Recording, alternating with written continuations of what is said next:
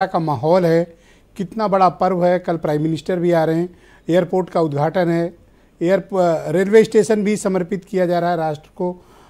विपक्ष का क्या स्थिति है? इनविटेशंस किस किस को गए हैं और क्या फीडबैक मिल रहा है आपको? देखिए, राम मंदिर भाजपा के लिए जो आंदोलन था उसने 2 सीट से 180 सीट तक बीजेपी को देश में पहुंचाया। जो सपना अटल, अडवाणी और जोशी की पीढ़ी ने देखा था उसको मोदी और योगी जैसे नेता आज उसको साकार कर रहे हैं। तो ये भाजपा के लिए तीसरी बार केंद्र में सरकार बनाने के लिए भी एक अवसर की तरह है। राम मंदिर का जो उद्घाटन है, जिसके लिए प्रधानमंत्री नरेंद्र मोदी 22 तारीख को आ रहे हैं। उसके पहले अयोध्या को अंतर्राष्ट्रीय स्तर पर पहचान दिलाने के लिए इंटरनेशनल एयरपोर्ट और रेलवे स्टेशन और कई हजार करोड़ के अयोध्या में विकास काम ये होने जा रहे हैं। बीजेपी को जो संजीवनी राम मंदिर आंदोलन से मिली थी, राम मंदिर के उद्घाटन से वही संजीवनी मोदी हासिल करके देश में तीसरी बार चुनाव मैदान में जा रहे हैं। और धर्म का जब मामला आता है तो विपक्ष के सामने उसकी काट नहीं रह जाती। राहुल गांधी की एक यात्रा निकल रही है। उस यात्रा देखिए निश्चित ही देश के तस्वीर को बदलती रही है, जन समर्थन भी उन्हें मिला है। लेकिन उत्तर भारत में कांग्रेस वो प्रभाव आज तक नहीं डाल पाई जो पकड़ बीजेपी ने बनाए रखी है, खास तौर से हिंदी भाषी राज्यों में। और ऐसे में जो एक धर्म का उफान आने वाला है, जो हिंदुत्व का उफान आने वाला है, उसको थामना उत्तर प्रदेश में तो विपक्ष के बस की बात अभी नहीं दिखती है। सीटों के बंटवारे पर भी अभी विपक्ष में कोई चर्चा नहीं हुई, एक राय नहीं है।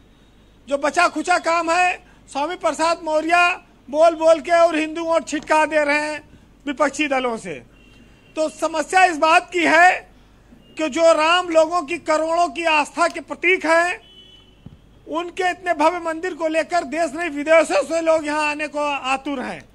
और उसको बीजेपी ने राष्ट्र भर में जिस तरह से रखा है, हिंदुओं की अस्मिता से जोड़ा है जी। और 30 साल के बाद राम टेंट से निकलकर अपने नए घर में भवन में आ रहे हैं, तो बहुत बड़ी उपलब्धि है। और इस उपलब्धि में मोदी और योगी का योगदान भी बहुत बड़ा है। सहयोग यह है कि योगी आदित्यनाथ उस दौरान भी राम मंदिर आंदोलन में शामिल थे जब आडवाणी जी का रथ यात्राएं चलती थीं। तो ये उनको सौभाग्य प्राप्त है और उनके रहते मंदिर बन गया, उद्घाटन हो रहा है। तो बीजेपी इतनी आसानी से देखिए एक संदेश तो देश में सियासी दे रही है जी। नाम भी बदला गया है और ये बीजेपी की जो हैट्रिक लगाने की कोशिश है वो उत्तर प्रदेश से जब तक उसको ताकत नहीं मिलती है तब तक वो देश में सरकार नहीं बना पाएगी। तो यूपी में उन्होंने पहले 75 प्लस सोचा था, लेकिन अब वो 80 के लक्ष्य को आगे रखकर चल रहे हैं। गुजरात के बाद भाजपा अगर कहीं सबसे ज्यादा उसका मजबूत गढ़ है तो वो उत्तर प्रदेश बन गया है। ये भी लोग जान और समझ रहे हैं। अब समस्या यह है कि यहाँ सपा सबसे मजबूत है जी। और ये सपा को मध्य प्रदेश में सीट दिए नहीं, उसके बावजूद अखिलेश यादव ने लचीला रुख अपनाया है कांग्रेस के प्रति। अब उस पर भी शायद कांग्रेस 20 सीट तक शायद लड़ने की उम्मीद कर रही है, लेकिन मामला 10 से ऊपर का उसका है नहीं कोई मजबूत कैंडिडेट उनके पास। अच्छा, सीट भी फाइनल हो गई, कैसे निपटेगा? अच्छा, न्योता तो देख जी, हाँ सीट भी फाइनल हो गई। नहीं, सीट नेता का नाम नहीं है कांग्रेस के पास। 10 के ऊपर 11वां कोई बड़ा नेता बता पाएंगे तो कैसे लड़ेंगे? संगठन भी तो होना चाहिए। दूसरे के टेम्पू पे बैठ के जो है अपन झंडा लगा दो कि हम लड़ रहे हैं। अरे भाई, उससे कितने देर चलेंगे आप? कांग्रेस तो सपा के सहारे यूपी लड़ेगी जी। राजपूत जी अनुभवी नेता है, कंक्लूड करें। उनको महाराष्ट्र का प्रभार मिल गया है। अब वो लोकसभा में उधर रहेंगे और वहां जिताए महाराष्ट्र में। इनका तो मामला वहां ठीक है, वहां कांग्रेस पोजीशन में रहेगी, लड़ेगी भी। लेकिन उत्तर प्रदेश में अभी इनके पास कुछ नहीं है। 2 विधायक विधानसभा में, 1 सांसद लोकसभा में, इतने है।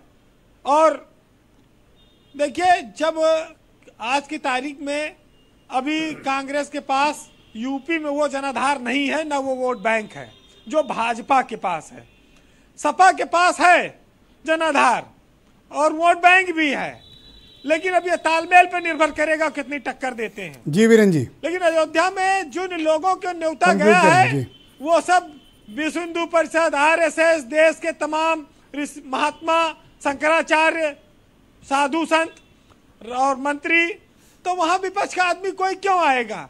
धक्का धुक्की हो जाएगी, किनारे हो जाएंगे, कौन वहां पूछेगा किसी मंत्री और विधायक को विपक्ष के? तो वहां पर विपक्ष आएगा तो उसको चिढ़ाएंगे भी लोग, भाजपा वाले। तो आना वाना है नहीं किसी को, जिसको आना भी होगा आपकी सुन के नहीं आएगा। लेकिन राम तो सबके हैं। जी जी। देखिए, राम तो सबके हैं और हर आदमी राम को मानता है, विपक्ष वाले भी मानते हैं, तो अपने अपने घर में पूजा पाठ करेंगे, लेकिन राम का विरोध नहीं होना चाहिए। राम करोड़ों करोड़ लोगों की आस्था है। तो मौर्य जी हिंदू, मुस्लिम, सिख, ईसाई तमाम बातों पे बोलते हैं, अगर राम मंदिर के उद्घाटन तक चुप रहे तो सपा का कुछ फायदा कराएंगे। सुनिएगा कि राम के लिए क्या कहा जाता है हमारे यहाँ, कि राम दवा है, रोग नहीं है, सुन लेना, और राम त्याग है, मोम नहीं है, सुन लेना।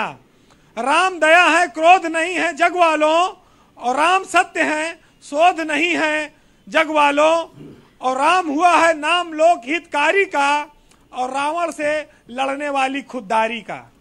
बहुत शुक्रिया वीरेन जी, बहुत बहुत धन्यवाद। ग्राउंड जीरो से अपने डायरेक्ट बिना फिल्टर किए हुए फीडबैक